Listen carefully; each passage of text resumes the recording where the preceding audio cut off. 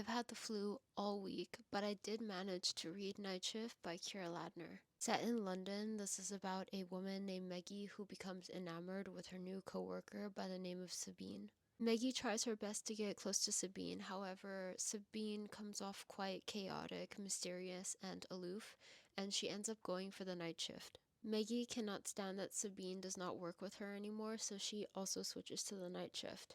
This results in her ruining her sleep, her sanity, and her relationships in the process. Her obsession for Sabine doesn't quite read as wanting to be her the way that people used to want to be Kylie Jenner back in 2017. Sabine's obsession actually crosses the boundaries of obsession into intimacy. So this ends up becoming somewhat of an LGBT love tragedy around intimacy obsession. I went into Night Shift thinking it would be super suspenseful as a thriller. However, from the beginning of the story, we realized that this is older Maggie telling us what happened in her 20s, so it reads like a memoir. Whilst it wasn't super suspenseful or anything, there was this thread of yearning and tension throughout the story, but nothing crazy suspenseful. This isn't exactly a plot-driven story. It's way more character-driven, way more Maggie-driven. This was a page turner for me. I really enjoyed reading this, not necessarily because of the thriller aspect of it, more because it felt like I was getting first-hand gossip,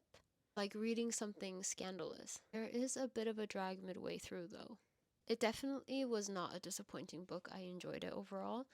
I do think I would class this as a weird girl read, so if you like authors such as Diz Tate, Mona Awad, or Eliza Clark, this should be up your alley. And if Night Shift was a song, it would probably be Affection by Between Friends. And we'll keep falling on each other, fill the empty space.